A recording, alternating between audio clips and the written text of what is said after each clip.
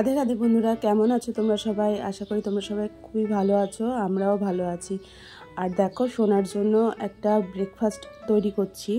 তো এটা আমি হোমমেড স্যারেলাক্স বলতে পারো, ওর জন্য তৈরি করি আমি। তো সেটাই তোমাদের সাথে শেয়ার করছি। তো দেখো, একটু চিড়ে নিতে হবে, পরিমাণ মতো চিড়ে নেবে, আর তার মধ্যে একটু দুধ দিলে দুধ দেবে, আর না দিলে যদি 1 বছরের ওপরে হয়ে যায়, 2 বছরের ওপরে থেকে আমি ওকে দুধ খাওয়াচ্ছি। তো আমি এখন একটু দুধ দিয়ে দিই, আর তোমরা চাইলে দুধ না দিয়ে জল দিয়েও এটাকে সিদ্ধ করে নিতে পারো। তারপর একটু ড্রাই ফ্রুট দেবে, আর ড্রাই ফ্রুটটা দিয়ে ভালো করে এটা মিশিয়ে নেবে। ড্রাই ফ্রুটটা আমি গ্রেট করে দিয়েছি। এবার তোমাদের বাচ্চা যদি যেরকম খাবে সেরকম, ও যেরকম এরকম খায় তাই আমি এরকমভাবে দিই। আর তোমাদের বাচ্চা যদি খেতে না পারে তাহলে এটা মিক্সিতে পেস্ট করে তোমরা মিশিয়ে নিতে পারো। আর তারপরে দিয়ে দেবো একটা কলা, পাকা কলা, কাঁঠালি কলা যা খাওয়াই আমি ওকে, সে কাঁঠালি কলাটা এটাকেও আমি গ্রেট করে দিচ্ছি, কারণ এখন কলার মধ্যে একটু বীজ রয়ে গেছে, যার জন্য একটু গ্রেট করে দিলে বীজগুলোকে ফেলে দিতে সুবিধা হয়। তারপরে দিয়ে এটাকেও মিশিয়ে নেব আমি চিড়ের সাথে, দিয়ে ভালো করে মিশিয়ে এটাকে একটা স্যারেলাক্সের তৈরি করে নেব। তো দেখো, আমার স্যারেলাক্সটা তৈরি করা হয়ে গেছে। এবার আমার সোনা ঘুম থেকে উঠলে ওকে আমি এটাকে খাইয়ে দেবো। তো দেখো, আমি রেডি করে রেখেছি। আর দেখো, সোনা ঘুম থেকে উঠে গেছে। এইটা হচ্ছে আমার 24 তারিখের শ্যুট করা ভিডিও। তো দেখো, আমি ওকে এইটুকুই ভিডিওটা আমি করেছিলাম তো তোমাদের সাথে শেয়ার করব বলে। তারপর সারাদিনে ভিডিও করতে পারিনি, কারণ একটু ঘরের কাজ ছিল। এখন এক জায়গায় বসে কিছুতেই খায় না, ছোটো ছোটো বেলায় আর ছোটো ছোটো খাওয়াতে হয় ওকে। তো আমি খাইয়ে নিই ওকে। তারপর সোনাকে খাইয়ে দিচ্ছি। দেখো, আরও ছুটে ছুটে বেড়ায়, এখন এক জায়গায় বসে খায় না। একটু বড় হয়েছে তো, একটু চঞ্চল ভীষণ, যার জন্য কি হয়, ওকে খাওয়াতে গেলে ওর পেছন পেছন ছুটতে হয়। এখন আগে যেরকম এক জায়গায় বসে খেয়ে নিত, এখন যেহেতু একটু বড় হয়েছে তার জন্যই এরকম। সুপ্রভাত বন্ধুরা, কেমন আছো তোমরা সবাই? আশা করছি তোমরা সবাই খুবই ভালো আছো, আমিও ভালো আছি। ঠান্ডা লেগেছিল একটু, এখন কমেছে। সোনা এখনো ঘুমো। সকালে আমি বাজারে গেছিলাম, তো বাজার থেকে মাছ আর ফুল কিনেছি, ও ঝিঙে আর কাঁচা কলা। চলো দেখাচ্ছি তোমাদের। এই দোকান থেকে ও এনে দিল ছাতুর প্যাকেট আর সাবান, আর হচ্ছে একটা তেলের প্যাকেট আনলাম। মানে এইগুলো ছিল না, বাড়ন্ত হয়ে গেছিলো। সেরকম বাজার কিছু আজকে করিনি, বাজার রয়েছে দেখে ঘরে বাজার করিনি। এখানে ঝিঙে, আর এখানে একটা মোচা, ছোট্ট একটা মোচা পেয়েছি, মোচাটা নিয়েছি, আর কাঁচা কলা। গরমে কি করব রান্না, তো এই কটাই জিনিস নিয়ে এসেছি, আর টমেটো নিয়ে এসেছি। এখন এই ভাবছি, তো কাঁচা কলা দিয়ে আলু দিয়ে মাছের ঝোল করব। একটু রুই মাছ এনেছি, এই যে রুই মাছ। আর এখানে দেখো চাল, এগুলো পোকা মনে করো না কিন্তু, এই চালটা হচ্ছে এখানে ব্ল্যাক রাইস, যেটা কালো চাল, সেটা একটুখানি মিশিয়ে চালটা ধুয়ে রেখেছি। আর এখানে হাঁড়িতে জল নিয়েছি। সকালবেলায় কুমড়ো ভাজা আর রুটি করেছিলাম, তো ওটা খাওয়া হয়ে গেছে। সোনাকে এখন তুলবো।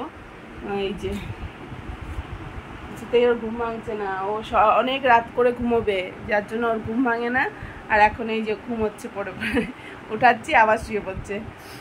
তো চলো, আমিও কাজ করব, পুজো করব, তো তার জন্য ফুল নিয়ে এসেছি এখানে। ভাত বসাবো একদিকে ঘরের কাজগুলো করে নেব। তো দেখতে থাকো ব্লগটা, আশা করি তোমাদের ভালো লাগবে। দেখতে থাকো বন্ধুরা, কারণ এটা হচ্ছে আমার মানে 25 তারিখের, এপ্রিল মাসের 25 তারিখের ব্লগ শ্যুট করা।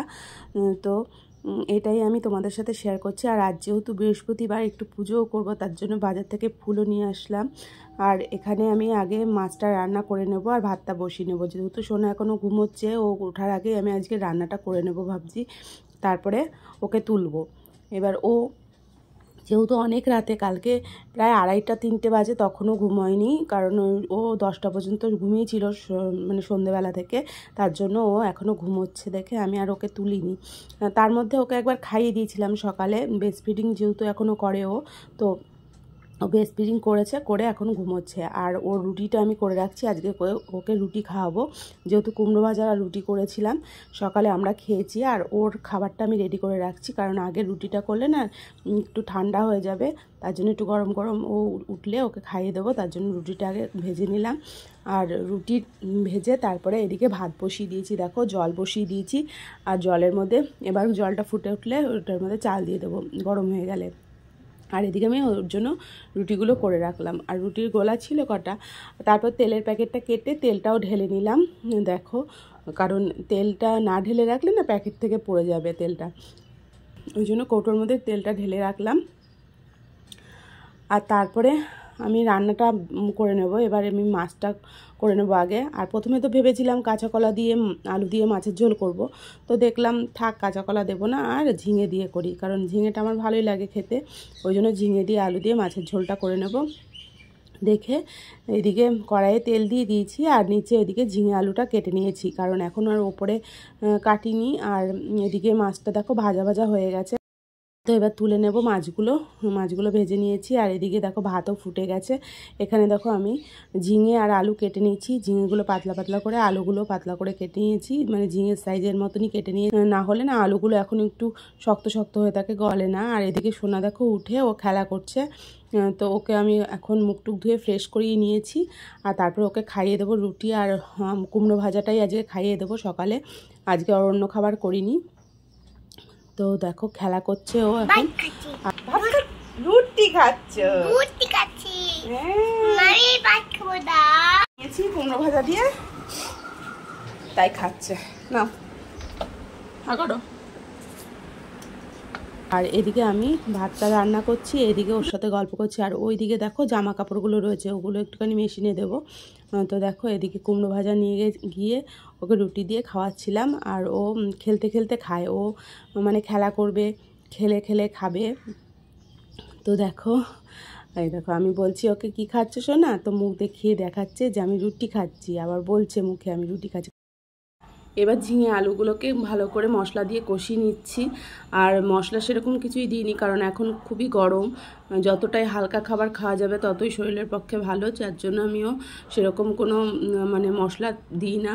কারণ সোনাকেও আজকে আমি আলাদা করে কোনো সবজি দিয়ে করিনি, যেহেতু এটা ঝিঙে আলু দিয়ে মাছের ঝোল করছি দেখে ওর জন্য আলাদা করে আমি তুলে রাখছি আগে, মানে লঙ্কা, ও তো বেশি ঝাল খেতে পারে না, তার জন্য ওর জন্য আলাদা করে অল্প লঙ্কা মানে সমেত তুলে রেখেছি, লঙ্কা ছাড়াই তুলে রেখেছি।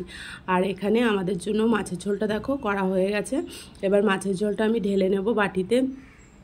তারপরে অন্য ঝিঙের খোসা বাটা করব আজকে, সেই ঝিঙের খোসার রেসিপিটাও তোমাদের সাথে শেয়ার করব।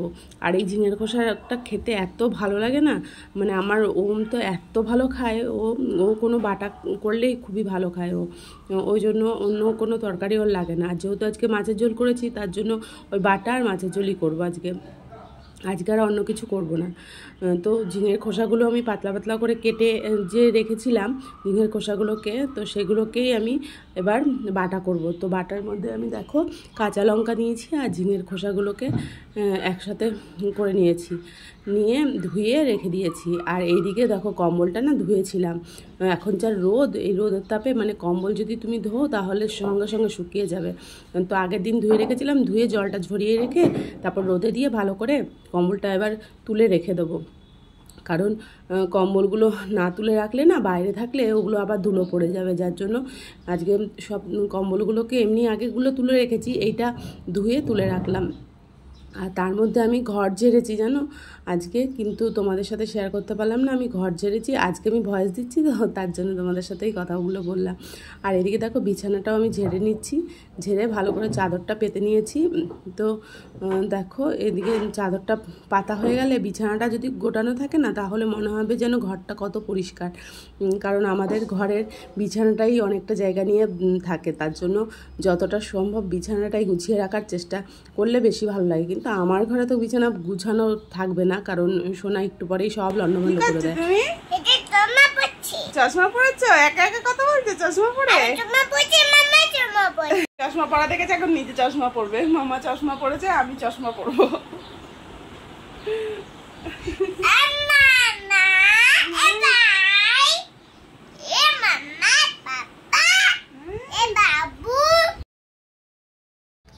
আর এখন এত দুষ্টু হয়েছে, মানে কথা বলতে পারে সব, তো আমি একটুখানি ওকে আদর করে নিচ্ছি দেখো।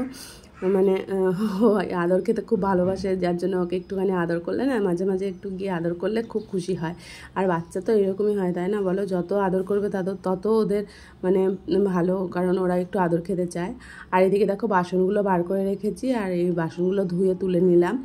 এখানে পাইপ দিয়ে জল নিয়েছিলাম, নিয়ে এর মধ্যেই বাসনগুলোকে ধুয়ে তুলে রেখেছি। যেহেতু আজকে বৃহস্পতিবার বললাম তোমাদেরকে, তো ওই জন্য আজ পুজোটাও করতে হবে।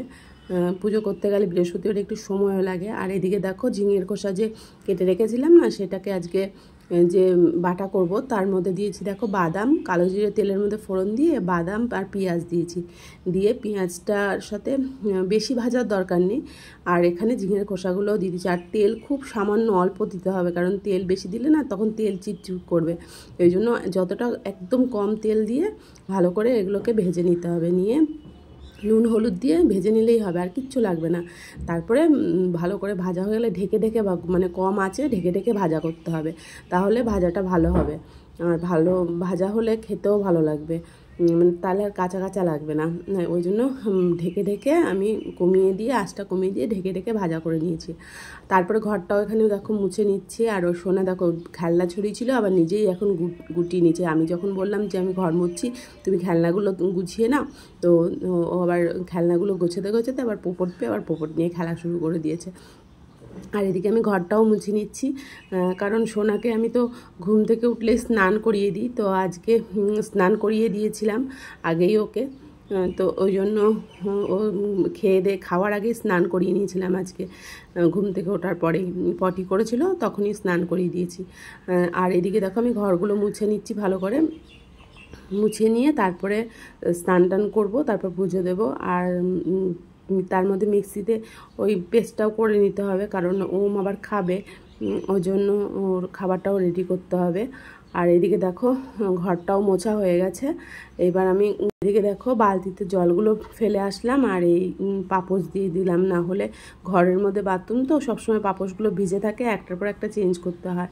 আর এদিকে দেখো এই ভাত রান্না করেছিলাম না, তখন দেখালাম তোমাদের কালো কালো যে ব্ল্যাক রাইসটা ছিল, তো সেটা না দিলে অতটা খারাপ লাগে না খেতে, কিন্তু দেখতে হয়তো একটু খারাপ লাগে, তো অল্প দিলে অতটা বোঝা যায় না। যখন ভাতটা মাখবো তরকারি দিয়ে তখন আর অতটা খারাপ লাগে না। আর এটা খেলে খুবই ভালো, তোমরা নেটে সার্চ করে নেবে ব্ল্যাক রাইসের উপকারিতা। আমি আর বললাম না, তোমরা নেটে সার্চ করে নিয়ে দেখে নিও।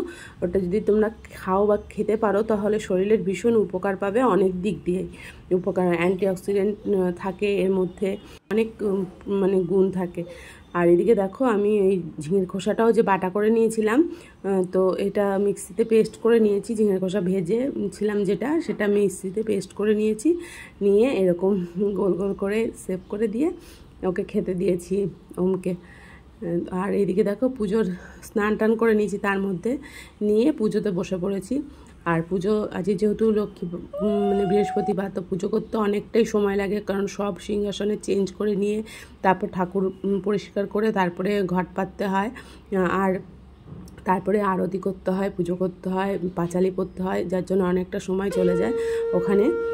তো সব কাজ সেরে দিয়ে তারপরে আমি পুজো করতে বসেছি, কারণ না হলে না এদিকে পুজো করতে গেলেই প্রায় 1 ঘন্টার বেশি লেগে যায়। যার জন্য অন্য কাজগুলো যদি পড়ে থাকে না, তখন একটা চিন্তা থাকে, আর যদি সব কাজ সেরে নিয়ে পুজো করতে বসি না, তাহলে অতটা চিন্তা লাগে না। যার জন্য সবটা সেরে নিয়ে ওদেরকে খাইয়ে দাইয়ে তারপরে আমি স্নান করে পুজো করতে বসেছি। তো তোমাদের যদি ভিডিওটা ভালো লেগে থাকে তাহলে একটা লাইক করে দিও প্লিজ, আর সাবস্ক্রাইব করো আর কমেন্ট করো। দেখা হবে আবার অন্য ভিডিওতে। আজকের মতো